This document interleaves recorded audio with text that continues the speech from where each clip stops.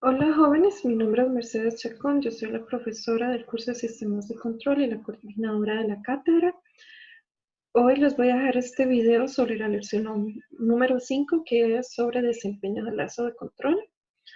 No sin antes dejarles un breve mensaje de ánimo. Ha sido tiempos difíciles, hemos estado trabajando para poder enviar todos los recursos que ustedes van a necesitar para aprobar este curso sin problemas. Y les agradecemos muchísimo por colaborarnos con el formulario. Bueno, sin más, ¿cuál es la idea de esta lección? Lo que queremos es que el día de hoy ustedes aprendan cómo funciona, digamos, el lazo de control alimentado que hemos estado viendo hasta el momento. Entonces, nosotros tenemos por aquí un lazo de control simplificado, donde hay un controlador, un proceso y existe una realimentación unitaria y negativa. Habíamos visto cómo simplificar, ¿verdad? Aquí antes teníamos todo un conjunto actuador, planta, sensor, y lo habíamos simplificado, ¿verdad? También había un filtro para quitar el ruido, ¿verdad? La idea es que vamos a revisar cómo deben ustedes medir, ¿verdad? El comportamiento de este lazo de control para cambios en la referencia y para cambios en la perturbación. De forma que cuando tengan que hacer el diseño de un controlador, ustedes sepan, bueno, para este tipo de proceso, para este tipo de controlador, se forma un tipo de sistema que yo puedo garantizar que, por ejemplo, no tenga error cuando se cambie la referencia, que, por ejemplo, no haya errores con cambios en la perturbación, o que por lo menos se puedan reducir al máximo esos errores. Pero ustedes serán capaces de poder discernir si se logra ese criterio o no se logra ese criterio, si hay un compromiso con base en unos índices del comportamiento que vamos a estudiar. Entonces, lo más importante es que recuerden que este lazo de control realimentado, medio de álgebra de bloques, podíamos reducirlo a la respuesta del servomecanismo, que este MYRDS es la función de transferencia del lazo cerrado del servomecanismo. El R es obviamente el cambio en la referencia, y el MYDS era la función de transferencia del lazo cerrado del control regulatorio, ¿verdad? Del regulador para cambios, digamos, en DS, que es la carga, la perturbación. Entonces, ¿cuál va a ser la primera estrategia? Bueno, lo primero que vamos a ver es si podemos asumir, y lo más común en análisis de este tipo de control alimentado, es que la salida del servomecanismo se comporta como si fuera un sistema segundo orden amortiguado. Y por eso es uno de los tipos de sistemas que habían estudiado análisis. Entonces, vean que aquí nosotros tendríamos una función de segundo orden, su amortiguada para aproximar la función de transferencia del YMRS. Entonces, ven, aquí hay un polinomio de segundo orden, que recuerdan que aquí tenemos chi, que es el coeficiente de amortiguamiento, también se le llama razón de amortiguamiento. La frecuencia natural, recuerden que chi es adimensional, pero la frecuencia natural sí tiene unidades de radianes por segundo. Y en el numerador hay una ganancia que es KR. Esta es la ganancia del lazo cerrado del servomecanismo. Aquí hay una diferencia muy importante respecto a lo que ustedes ya sabían del curso de análisis, y es que en este curso de sistemas de control analizamos un lazo cerrado. Por eso esta ganancia, la del lazo cerrado, las respuestas que veamos de YDS o YDT si está en el tiempo son las del lazo cerrado. Entonces veamos la primera. Aquí tendríamos una respuesta de lazo cerrado del sistema para diferentes coeficientes de amortiguamiento. Y como bien sabemos, si hay un coeficiente de amortiguamiento grande, un chi igual 1, es un sistema que es críticamente amortiguado. Pero conforme ustedes lo van haciendo más pequeño, vean que va oscilando más la señal de salida. ¿Por qué? Porque tiene poco amortiguamiento, entonces hay más oscilaciones.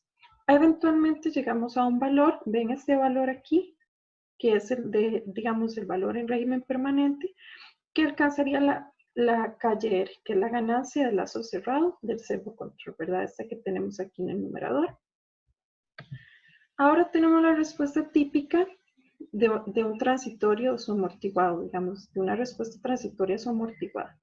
¿Qué es lo que vamos a ver? Vamos a ver esos índices que les decía, que son indicadores para poder ver qué tan buena es la respuesta, qué tan bueno es el desempeño. Entonces, como dijimos, vamos a asumir que este es un cambio, digamos, en la referencia tipo escalón. Vamos a asumir que es un sistema segundo orden suamortiguado y vamos a ver los indicadores. Algunos de esos ustedes los reconocen rápidamente. Aquí estaría mi señal de respuesta al lazo cerrado, que llegaría a sentarse en un KR, ¿verdad? Dependiendo de la ganancia del lazo cerrado servocontrol. Este también tiene su expresión matemática y dependerá, digamos, también del cambio total en la referencia, que aquí se ha dicho que es esta señal azul, que es el cambio en la referencia, RDT, y de, obviamente, el coeficiente de amortiguamiento y la señal y la frecuencia natural. Entonces, vean que este TL, que aún lo conocen, que es el tiempo de levantamiento, es el tiempo que tarda en pasar del 10% al 90% la señal. El tiempo de asentamiento es el tiempo que tarda la señal en entrar en una banda de tolerancia, ¿verdad? Donde se puede definir que esta banda sea el 2% o el 5% del valor final de la señal, ¿verdad? Que en este caso es este KR. Entonces, cuando entra en la banda y no vuelve a salir, ya uno dice que está en una banda de asentamiento. Y el tiempo se debe medir cuando se aplica la entrada de escalón, que en este caso, digamos, fue en instante t igual a 0. Hay un tiempo aquí al pico, que es cuando ocurre la máxima sobreinundación, digamos, el valor máximo que alcanzaría la señal de salida, que nosotros lo medimos porcentual y son sobrepasos. Y uno que no conoce el tiempo de retardo, que este tiempo de retardo es el que le toma a la señal alcanzar el 50% de su valor final. Y aquí está como 0,5 KR. Faltaría mencionar que aquí hay un error permanente, porque bueno, la salida llega a un valor final dependiendo de la ganancia del lazo cerrado. Sin embargo, este valor final no corresponde al valor de la referencia, porque el valor final de la señal del sistema será dependiente de la ganancia de ese sistema. No tiene por qué ser igual a la referencia. Al existir un valor entre una u otra señal, nosotros llamamos eso un error permanente, porque ya que estamos en régimen permanente, ella entró en una banda de asentamiento y no se alcanzó el RDT. Si, digamos, el cambio total en la referencia fuera un escalón unitario, entonces sería un 1. Uno podría decir que el valor final, digamos, Y de U, es igual a la ganancia del lazo cerrado, en este caso, KR. Entonces, digamos que este valor que tenemos aquí, esto es Y de U. Para ese caso específico, que la ganancia, el cambio total sea un step unitario, un escalón unitario.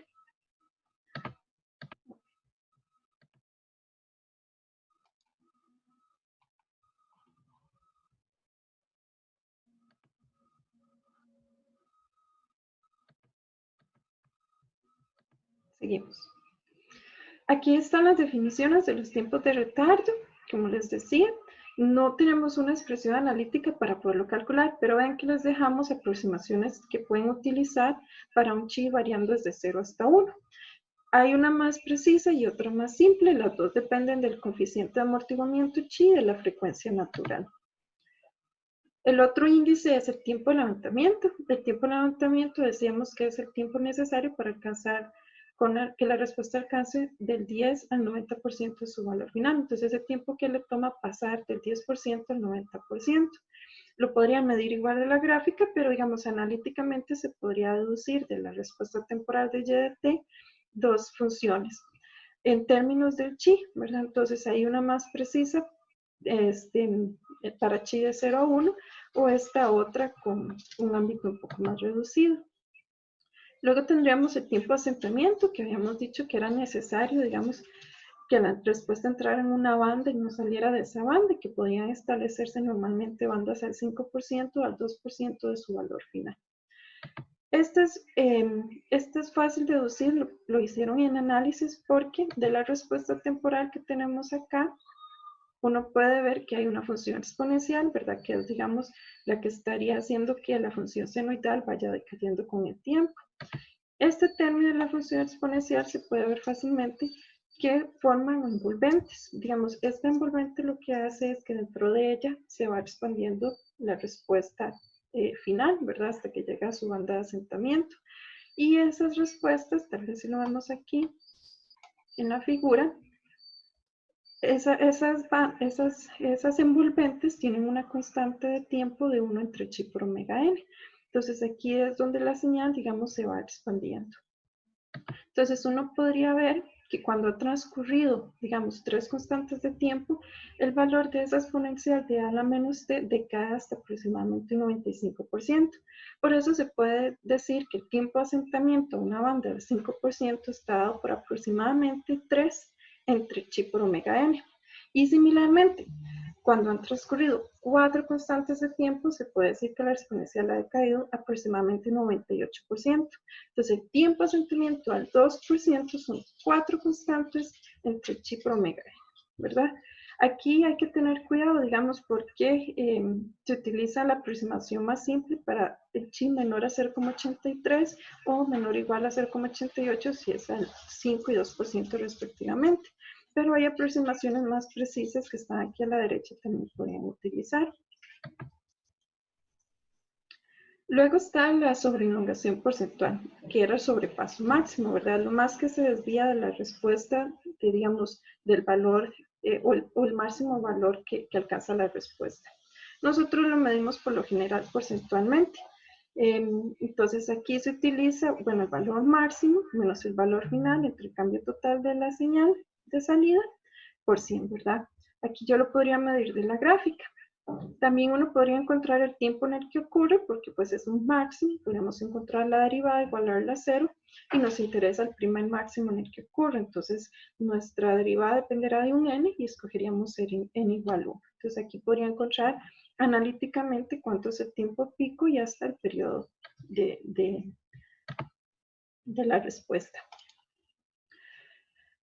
Una fórmula importante también es el sobrepaso normalizado. Esta nos va a servir mucho para hacer diseños de sistemas de control, porque yo puedo pasar de que me den, digamos, cuánto es el sobrepaso porcentual que necesito, que debe tener como criterio 1 de diseño, y puedo encontrar una razón, un coeficiente de amortiguamiento para hacer el diseño matemático, que sería encontrar el chi, ¿verdad? E igual con el sobrepaso no también podría, con el chi no también podrías encontrar cuál es el sobrepaso. Hay otro término que es el sobrepaso máximo absoluto. Este lo que hace es que toma en cuenta cuánto es el cambio en la entrada total. Entonces, si vemos este cuadro de aquí del centro, asumiendo, digamos, que la ganancia de lazo cerrado sea unitaria y que el chi sea 0,4, si nosotros cambiamos la variación de la señal de entrada, vamos a ver que obviamente vamos a tener salidas, ¿verdad? Mucho más altas conforme el cambio es más alto. Pero lo que sería el sobrepaso máximo, ¿verdad? Normalizado, sería el mismo para todos los casos. El que cambiaría sería el sobrepaso máximo absoluto, porque ya este tiene el cambio en la referencia incluido en su análisis. Otro cuadro muy importante que quiero que analicemos es el de la derecha. Aquí vemos que yo he ido reduciendo los valores de chi. Perdón, he ido aumentando los valores de chi. Es decir, el primero tiene muy poco amortiguamiento y los últimos están muy amortiguados. ¿Qué pasa? Como los últimos están amortiguados, el sobrepaso es más pequeño. Pero noten esto, hemos normalizado los tiempos, ¿verdad? Los índices que estamos viendo, el levantamiento del pico, asentamiento al 2% y asentamiento, perdón, al 5% y al 2%. Entonces vean qué interesante. Entre menos amortiguamiento tenemos, más sobrepaso, pero la respuesta inicial es más rápida. Ven que los tiempos al pico y los tiempos de levantamiento son más rápidos aquí que cuando la respuesta está más amortiguada. Sin embargo, aunque la respuesta inicial es más rápida, vea que le toma más tiempo asentarse. Estos valores de aquí son más grandes que estos valores de acá.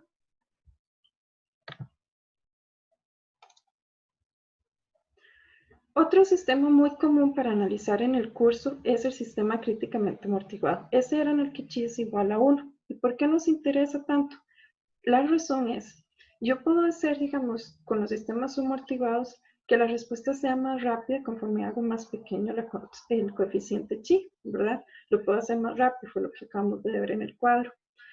El caso del sistema críticamente amortiguado sería el caso, digamos, más rápido que yo puedo obtener, pero que no haya un sobrepaso, ¿verdad? No tendríamos ni tiempo al pico ni sobrepaso.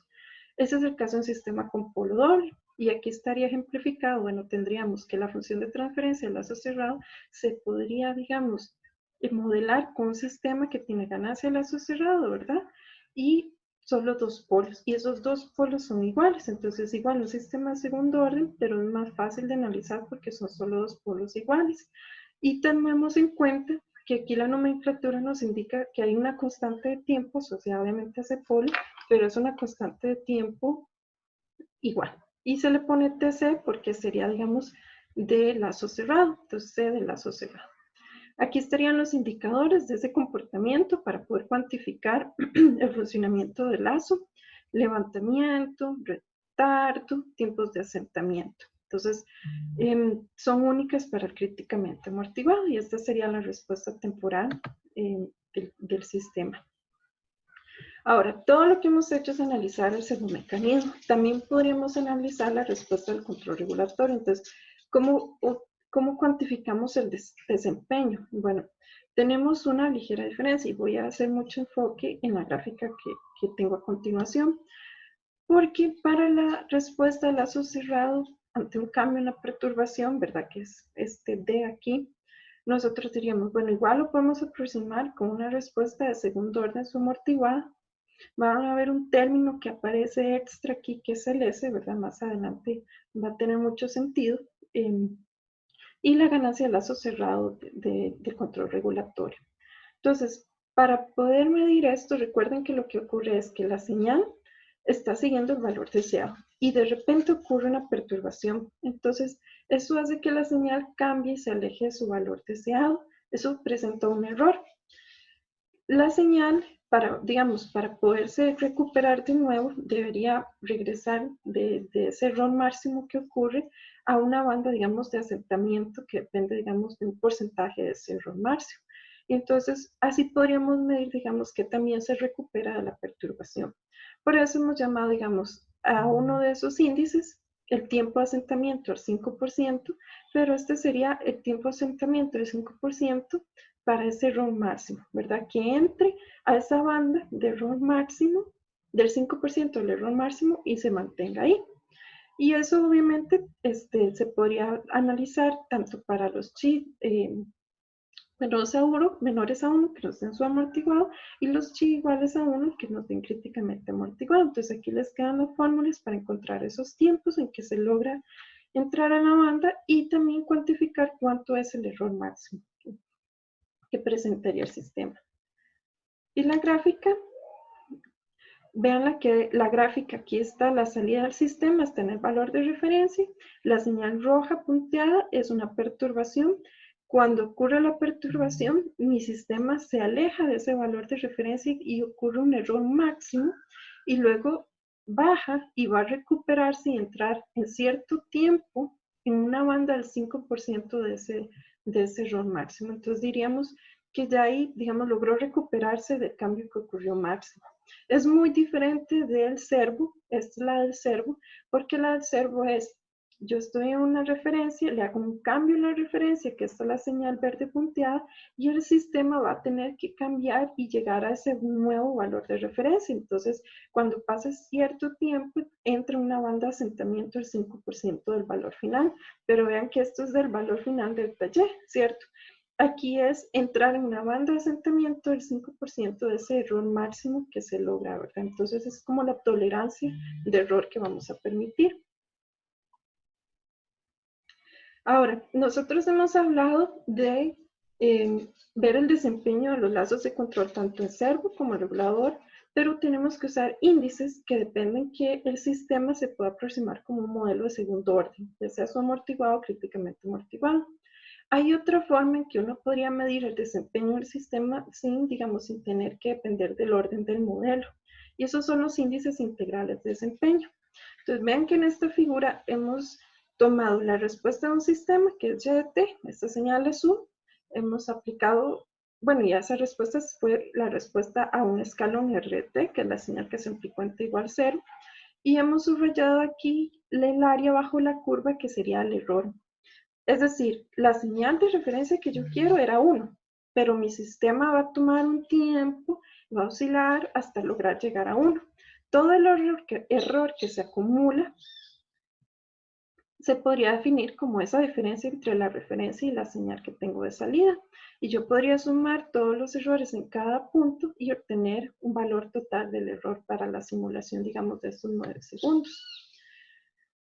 Entonces, en el curso también se puede analizar cuál sería la integral del error en el regulador. En este caso, la referencia está en 0, ¿verdad? Hay un cambio en la perturbación que es DDT. ¿Y qué pasa? La señal de salida va a tener errores hasta volver a llegar al valor de referencia que debía estar siguiendo. Si es que lo logra, ¿verdad? Llegar. Ese error que se acumula, yo también lo podría cuantificar. Y lo más común en el curso es cuantificar estas señales con los siguientes criterios, que son el integral del error absoluto, que es hacer una sumatoria del valor absoluto del error, ¿verdad? Este J es nomenclatura para sacar esos índices de desempeño. Luego está el error cuadrático, ¿verdad? El ICE, que es hacer una sumatoria de los errores al cuadrado, es decir, suma todos los errores, saca los errores, R menos Y, los eleva al cuadrado y hace la sumatoria para toda la simulación. Hay otro que multiplica el tiempo por el valor absoluto, que es ITAE. Otro que multiplica el tiempo por el error cuadrático, que es el ITCE. Y general, digamos, uno podría escribir el criterio dependiendo, digamos, si está uno multiplicando por tiempo, si está uno elevando el cuadrado, el error. Entonces, ¿cuál es la idea? Bueno, más adelante uno podría diseñar un controlador tomando en cuenta algunos de estos criterios.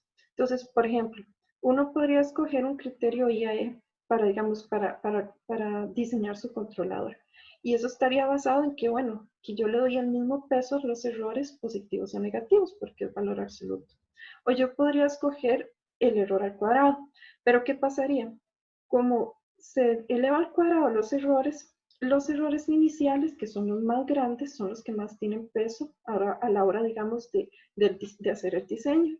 Entonces los errores pequeños, digamos, van a quedar por ahí como de segundo plano y eso va a provocar que la respuesta tenga un poco menos de amortiguamiento. Pero lo bueno sería que como le da más peso a los errores más grandes, al inicio de la respuesta sería más rápida. Y digamos, si yo usara un ITAE, como multiplico por el tiempo, yo le daría peso conforme pase o conforme transcurre el tiempo, le daría peso también porque el T va aumentando a los errores más pequeños. Entonces ahí yo lograría que entonces se acortaran un poco los tiempos de asentamiento. Y en fin, dependiendo de qué quiero, si unas respuestas más rápidas al inicio o más rápidas en asentarse, podría escoger estos criterios. Y eso lo veremos con más detalle adelante en el curso. Aquí voy a hacer hincapié a algo muy fundamental y es que hasta el momento yo solo he estado analizando gráficas de la respuesta Y, ¿verdad? De la salida del sistema. A esto le hace falta un complemento indispensable que es analizar también la señal de salida del controlador, es decir, UDS. ¿Por qué? Porque jóvenes, acuérdense que esto es un lazo de control que se va a aplicar a elementos físicos, es decir, va a haber un actuador, hay un elemento final físico de control que va a tener que hacer lo que haga esa señal de control. Si es una señal que cambia mucho, que tiene picos, que es muy abrupta, pues se daña más rápido los actuadores. Uno por lo general quisiera que la señal fuera rápida en responder, pero no en detrimento de que la señal de control varíe de una manera muy abrupta. Para eso se utiliza este índice que es la variación total de control. ¿Qué es lo que hace? Bueno, él toma un instante t igual 0, la señal de control era 0. En t igual a t más 1, la señal de control, digamos, es 100%. Entonces, ahí hay una variación de 100%, ¿verdad? Entre uno y otro instante de tiempo. Yo puedo medir a lo largo de toda la simulación todos esos cambios, todas esas variaciones y hacer una sumatoria. ¿Cuál es la idea? Que al final eso me va a dar un índice de qué tan suave la respuesta del sistema de control, ¿verdad? Y yo lo podría hacer tanto para la respuesta del regulador como para la respuesta del CEP. Entonces tenemos dos, el del valor deseado y el de la perturbación. Otro índice importante es de ese salto inicial del controlador. Entonces vean acá, imagínense que ustedes tienen un controlador que es solo una ganancia KP, ¿ok? resulta que si la referencia cambia de manera abrupta como un step, entonces uno esperaría que el cambio en la salida del controlador también sea un cambio abrupto, un delta U. Nosotros podríamos agregar un factor aquí beta para hacer que ese cambio, digamos, sea un poco más pequeño. Podría ser un beta que sea, por ejemplo, 0.1. ¿Para qué? Para hacer que el cambio inicial sea un salto más pequeño y no directamente proporcional al cambio de delta R. Igual hay otros controladores que no es necesariamente solo una ganancia que multiplique por Kp, sino que también podría ser un derivador, o sea que el modo es derivativo, el modo de control. Y como saben, de nuevo, si lo que pasa en la referencia es un cambio abrupto y el error también es un cambio abrupto y el controlador actúa sobre la señal de error, entonces estaríamos diciendo que hay que hacer la derivada a un cambio abrupto, que al final sería un pico. De nuevo tendríamos un salto en la señal del controlador que no es muy beneficioso. Entonces más adelante veremos mecanismos para reducir eso. Y otro índice, digamos, para ver ese esfuerzo de control, pues es el valor máximo de la señal de salida del controlador, que igual va a alcanzar un valor, una sobreelongación muy alta, y eso sería un max, que es el que tenemos por acá. Entonces, para estos índices que tenemos, queda claro que yo podría utilizar las fórmulas para despejar, por ejemplo, el chi, el sobrepaso, o del sobrepaso despejar el chi. De los tiempos de asentamiento yo podía despejar también el chi por omega n. Ya teniendo el chi, entonces podría despejar el omega n. Entonces vemos que con algunos criterios que me dé, digamos, el cliente o la persona de cómo debe funcionar el sistema de control, yo podría regresarme a modelos matemáticos y poder hacer un diseño, como lo veremos más adelante en el curso. Muy bien. La segunda parte, digamos, de la presentación es hablar sobre el error permanente. Entonces yo les decía que al final de la lección uno podría darles a ustedes un tipo de planta, un tipo de control, y ustedes serían capaces de decir, bueno, eso forma un tipo de sistema, a este tipo de sistema se le puede aplicar este tipo de entrada, y yo siempre puedo garantizar que el funcionamiento del controlador como servo o como regulador va a ser el mejor posible. Entonces, ¿cómo elegir entre uno y otro? Hemos hecho este análisis aquí matemático, ¿verdad? Es muy fácil, vamos a ir viendo que es simplemente aplicar el teorema del valor final, un poco de álgebra, y el análisis queda matemáticamente muy simple. Este análisis lo voy a hacer de nuevo para hacer un mecanismo y luego seguimos con el control regulatorio. Entonces vamos a ello. Para el servomecanismo, aquí hemos marcado, bueno, la perturbación está apagada, la señal de salida depende de la función de transferencia del lazo cerrado del servomecanismo y el cambio en la referencia. Vamos a analizar el error.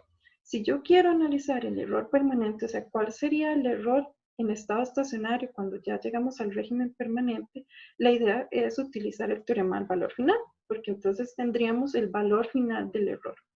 Pero para ello, el teorema del valor final, si se acuerdan, necesitamos aplicar el límite y tener la función de transferencia que nos interesa, en este caso, la del error. Entonces, para obtener la función de transferencia del error, acá tenemos, bueno, lo más simple es R menos Y. R, en este caso, la referencia, ¿verdad? Y Y, ya hemos dicho que para el servomecanismo está dado por esto. Entonces sustituimos esto acá, sacamos a factor común el R y nos queda que la función del error está dado por esto. Entonces fácil, ahora llego y calculo el límite, ¿verdad? El error permanente para el servomecanismo, ¿verdad? El servomecanismo queda denotado con este R porque sería un cambio en la referencia. Entonces sería aplicar el límite cuando se tiende a cero de la función de interés E de S, que ahorita lo voy a reemplazar por esto, por el S, que el S viene del teorema. Entonces, me quedaría que sería un límite que depende de cuánto sea la entrada. Muy bien. Entonces, para la entrada vamos a definir tres tipos y los vamos a usar de manera general de esta forma. Este M va a ser 0 si es un escalón, porque vean que entonces la transformada en Laplace de un escalón sería 1 en 13. Entonces, con M igual 0 sería 1 en 13. Va a ser rampa unitaria si M vale 1. Entonces me quedaría 1 en 13 a la 2, que es la transformada en Laplace de una rampa. Y una parábola unitaria sería para M igual 2. porque me quedaría 1 entre S a la 3, que era transformada a Laplace de una parábola unitaria. Entonces, esa sería la señal de entrada general de mi sistema, que son las más comunes que se aplican en sistemas de control. Entonces, vamos a tener, volviendo a la definición del error en régimen permanente para el servomecanismo, va a depender del M. Entonces, voy a sustituir el RDS que tenía antes por el 1 entre S a la M más 1. Y dependiendo de ese M, yo podría, digamos, analizar para todos los diferentes tipos de entrada. Entonces, vamos a reacomodar. Aquí mandamos, se nos cancela un S y mandamos el S a la M en el denominador. Reacomodamos los límites y me va a quedar este cuadro aquí con la función más simplificada para encontrar el error en régimen permanente del servomecanismo. Hay una ganancia aquí que se le llama la constante de error. La constante del error sería ese límite de C por P por S a la M. Entonces aquí nada más es definir cuánto es la entrada para saber cuánto es el M. El C es el controlador y el P es la planta. Entonces aquí es tener la función de transferencia al lazo de control.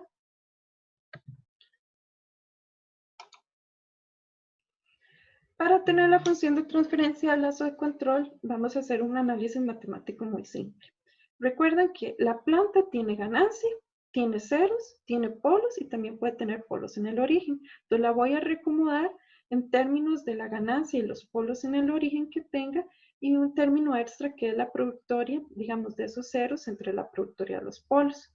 Y repito el mismo procedimiento para el controlador. Claro, en este caso el controlador KP le puse a la ganancia para poder diferenciar de la ganancia de la planta y S a la NC para poder diferenciar los polos del controlador en el origen de los polos de la planta en el origen. Muy bien.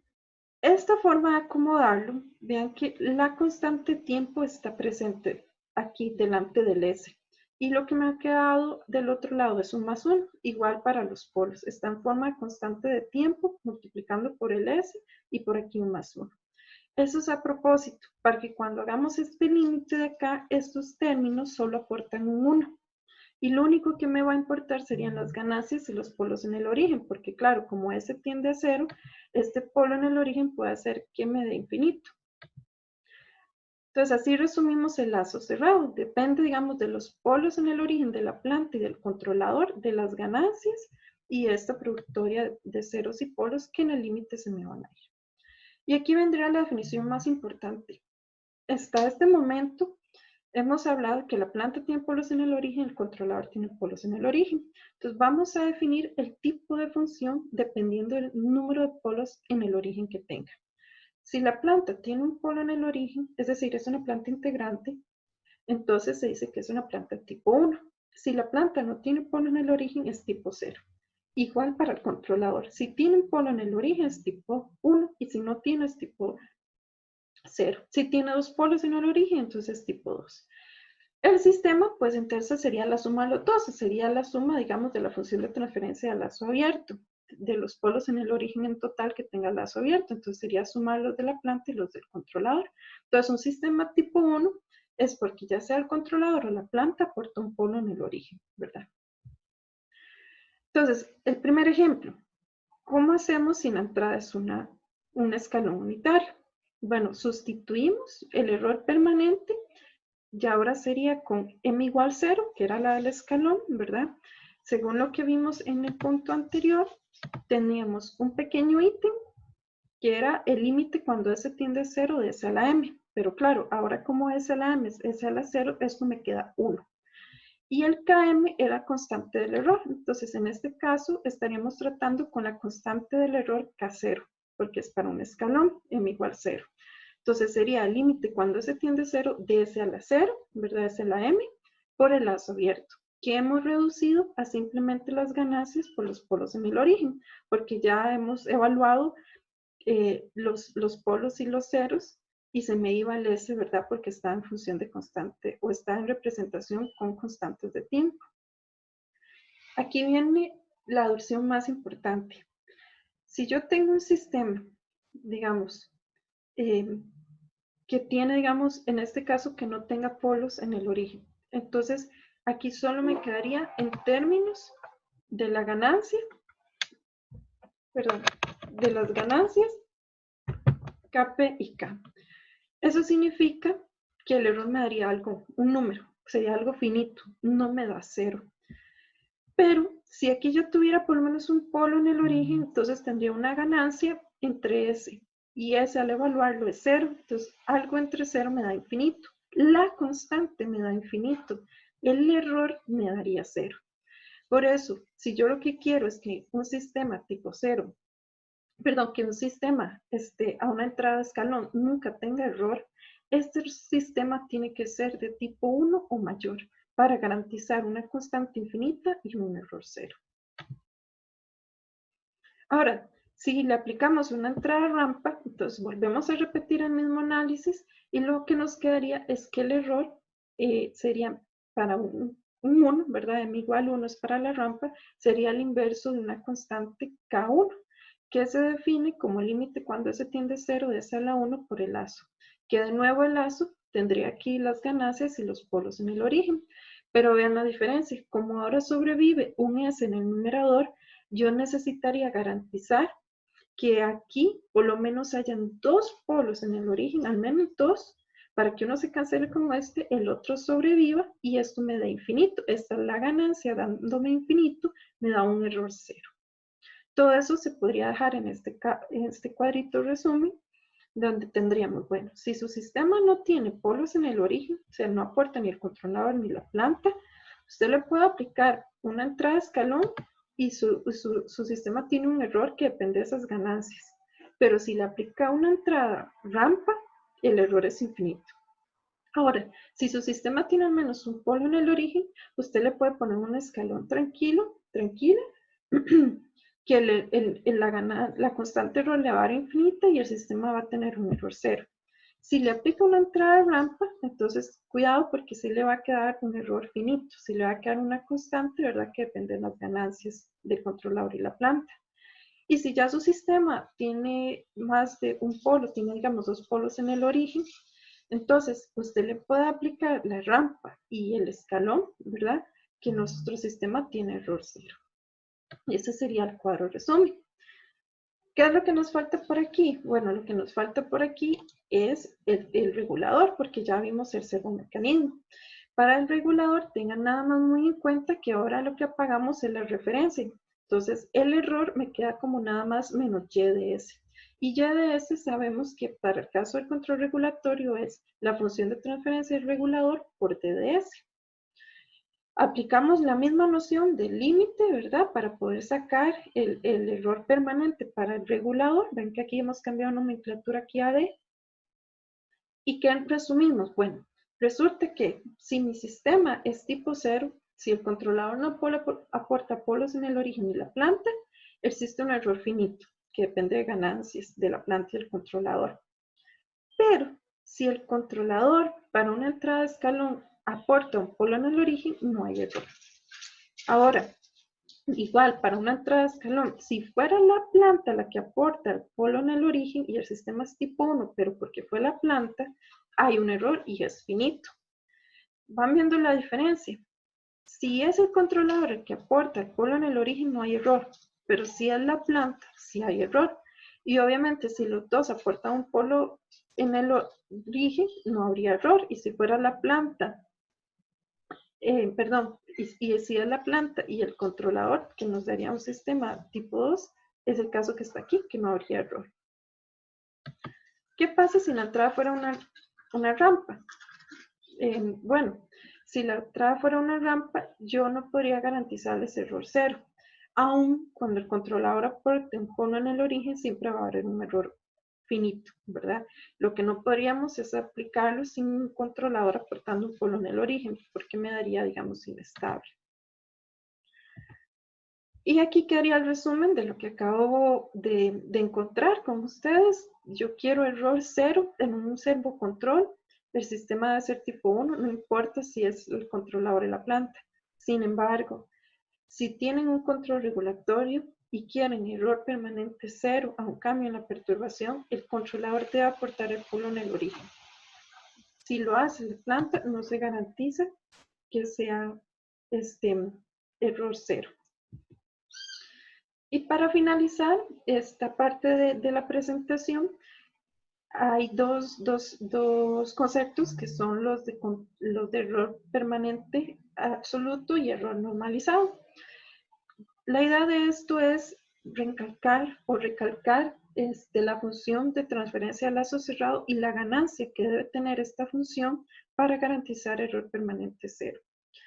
Entonces, imagínense un servocontrol donde el cambio total digamos, donde se aplica una entrada delta R, ¿verdad? O sea, de magnitud delta R. Entonces nosotros esperaríamos que el cambio en la salida del sistema a ese cambio en la entrada dependa de cuánto sea la magnitud de esa entrada y cuánto sea la ganancia del lazo cerrado.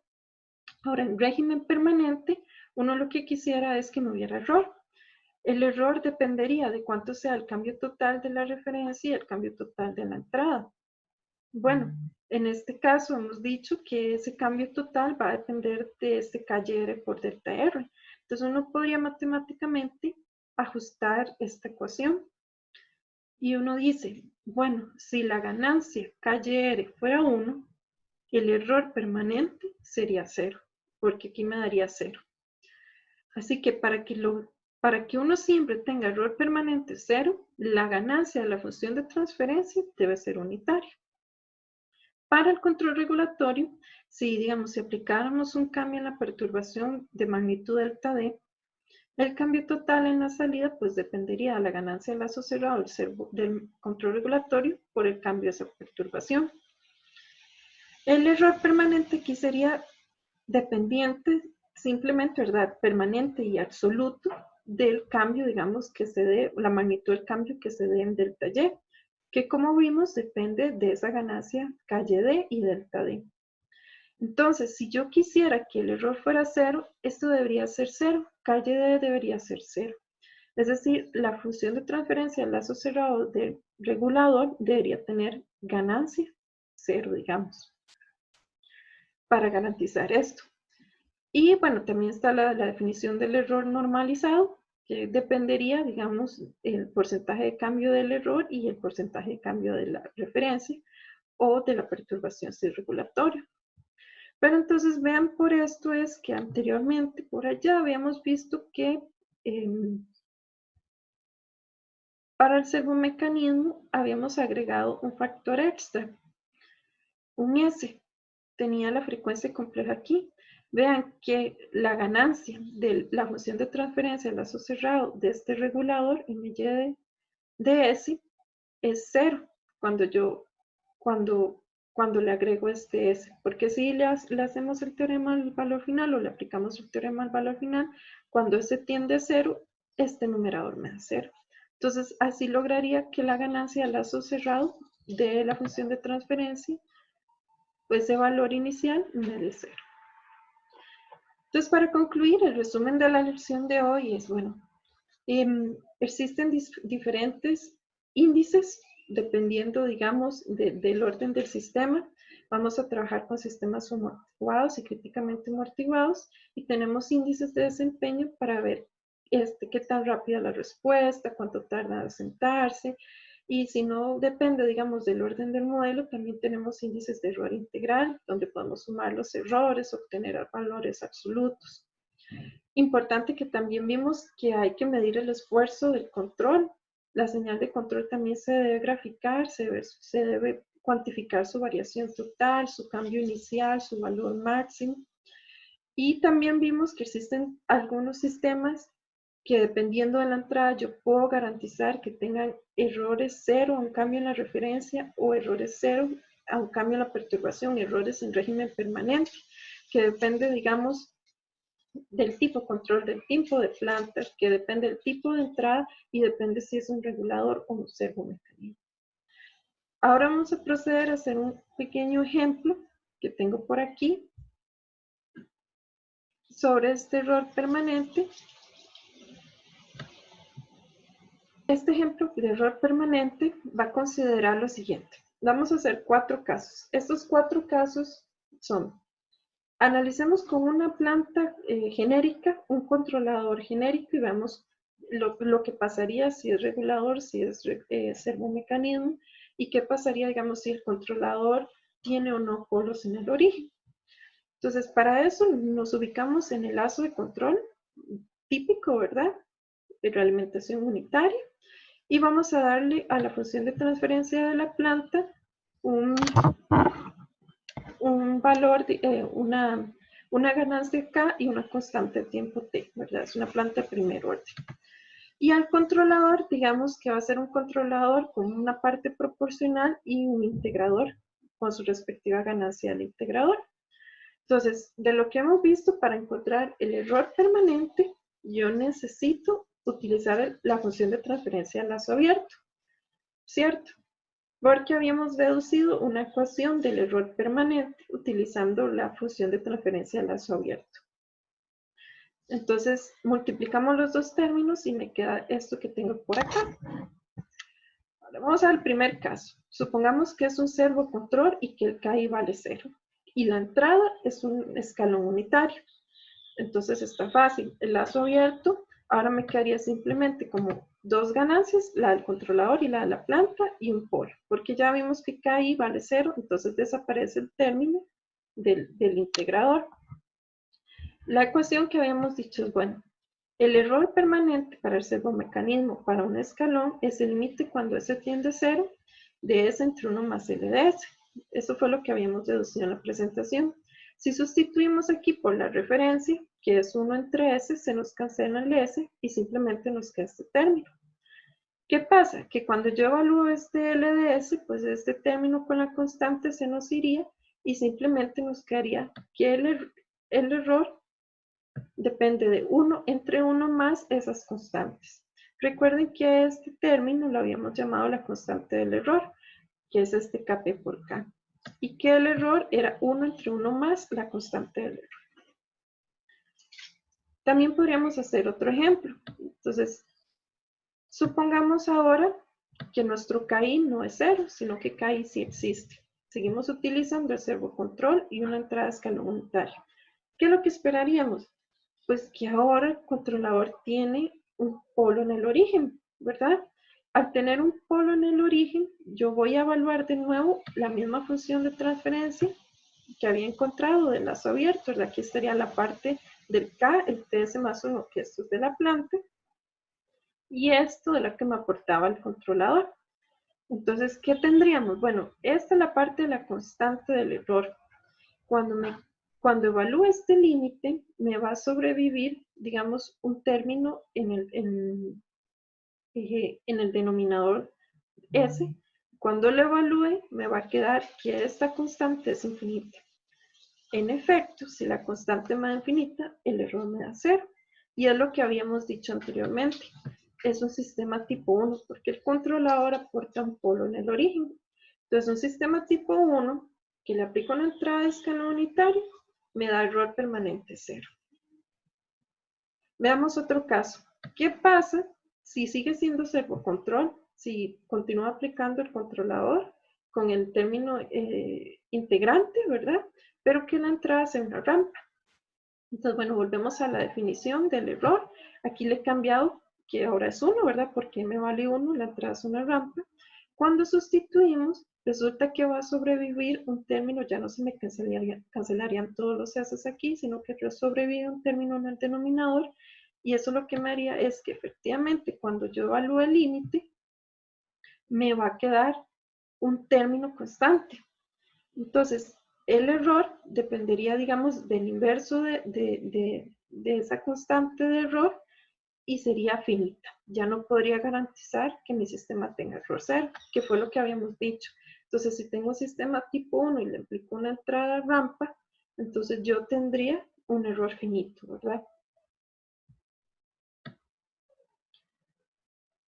Y finalmente, ¿qué pasa si fuera regulador? Bueno, si fuera regulador y le aplicamos, por ejemplo, la entrada rampa, de nuevo, tengan cuidado porque la ecuación cambia. Ahora, el error es, la referencia está apagada y solo me quedaría menos y de s, que para regulador habíamos dicho que era p entre 1 más c por p, que es lo mismo, digamos, que c por p es el L de s, multiplicado por, obviamente, la función de la perturbación.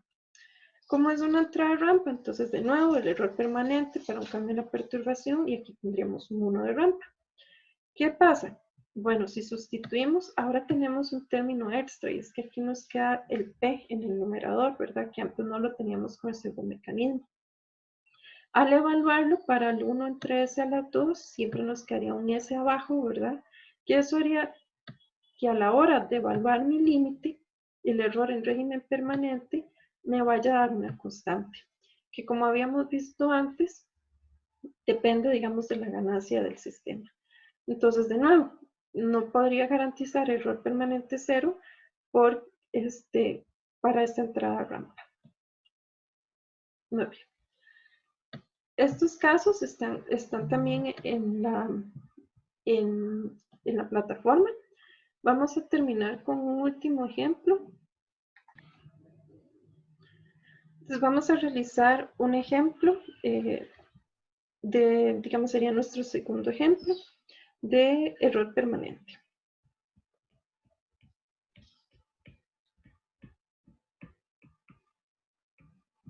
Entonces, ¿qué es lo que vamos a hacer? Voy a hacer 3 ejercicios, o voy a dejar 3 ejercicios para resolver el primero, los otros 2 ustedes los resuelven en la casa. Luego les subo la solución para que puedan comparar las respuestas. Entonces vamos a encontrar errores permanentes utilizando lo que acabamos de estudiar. Vamos a proponer un ejemplo, asumiendo el mismo lazo de control realimentado, ¿verdad? Con ganancia o realimentación unitaria y negativa. Vamos a darnos una planta que tenga una función de transferencia a tercer orden. Entonces, digamos, una planta tal vez con un 0, 3 polos, digamos, pongámosle uno 6, el otro 7 y el otro 8. Esta sería la planta. Al controlador, démonos un controlador simple, que sea simplemente una ganancia y cambio, ¿verdad? Un controlador, esto sería un controlador proporcional. Y supongamos que nosotros tenemos que determinar Kp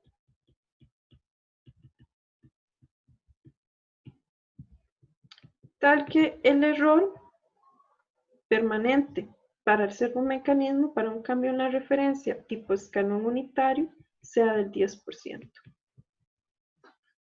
Entonces vean que en esa simple notación ya está apuntado que es error permanente, que es para servomecanismo y que para una entrada de escalón porque m es igual a 0 aquí, ¿verdad? Que este era el m. Muy bien. Entonces, ¿qué es lo que vamos a hacer? Primero vamos a formar la función de transferencia de lazo abierto, que sabemos que es la que vamos a utilizar para todos los análisis. Sería multiplicar C por P.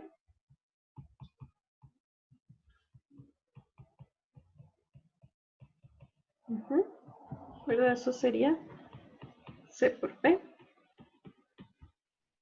Bueno, P por C. Muy bien.